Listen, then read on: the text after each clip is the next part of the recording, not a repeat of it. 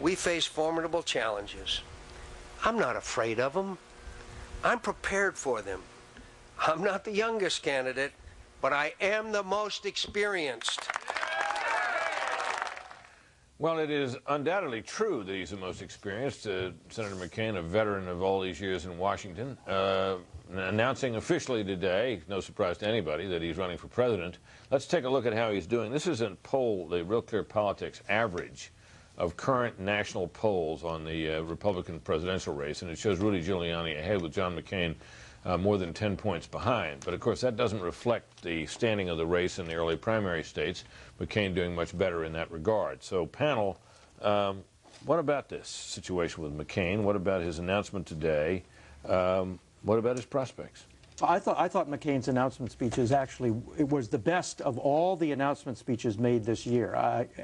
Was it the best written or the best delivered? Well, the best written. I didn't get to see the delivery of the whole thing, but written it was. I mean, it was Reagan-esque in places. About it was optimistic about how America can conquer any problem that it faces if it puts its mind to it, etc. I mean, and it was really quite eloquent in places. I mean, it also was critical of the Bush administration in ways. I mean, it said that it implied that if McCain had been president of the United States, the mistakes that we made in the aftermath of the victory in Iraq would not have been made. Yeah, the fall of Saddam. Yeah, and there would never have been, there would never have been the fall down on Katrina, et cetera, et cetera. So I think that it's a good beginning to the campaign. And furthermore, even though he's got a lot of problems, he is right up there in the key early primary states, Iowa, New Hampshire, and South Carolina, and so there's no reason why he can't recover. Yeah, look, the conventional wisdom, to the extent there is one on him, is that he's fallen into a hole that he can't get out of. I don't know if that's true. I think he does have... You think it isn't true, don't you? My gut is that it isn't true, and although everybody I talk to seems to think it is, but my gut is that it's not true. That's what we like about you, Mara. You go against the pack. Sometimes I agree with the conventional wisdom, but on this one I just don't. And look, there's no doubt that he has problems. He has problems with the base, but the other candidates are also flawed, and the Republican Party is going to have to make a real new kind of choice. It's not facing the kind of typical Southern conservative, traditional, comfortable conservative. It's going to have to either pick a maverick like John McCain, who it's not quite sure where it's going to go, or it's going to have to rebrand itself with somebody like Giuliani. And I think when the contest comes to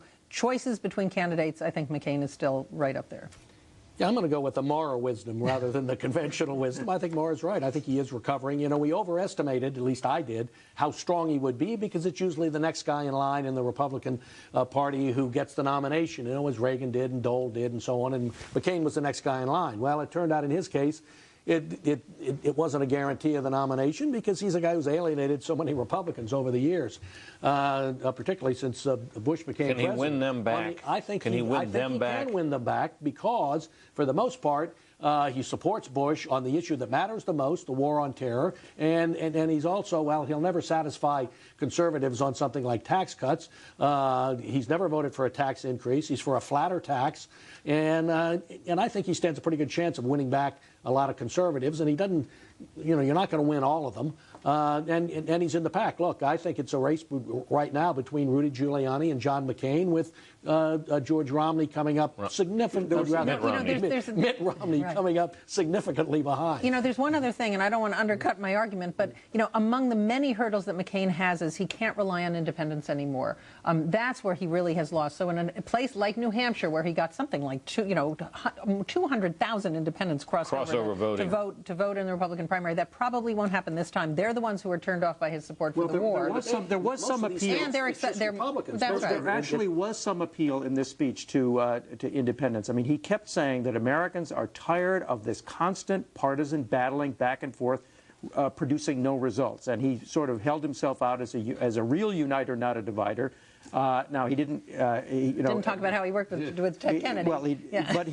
Well, he didn't for the purposes of a Republican primary. But look, independents are going to have to choose which primary they're going to go into in New Hampshire, and a lot of them are going to be wanting to go into the fun race in the Democratic side. But some of them, if anybody can appeal to them, I think McCain can in the Republican side. When they were doing that speech, all the speechwriters, I heard about this story, the speechwriters sat down and said, look, we got to have a couple of paragraphs for Mort.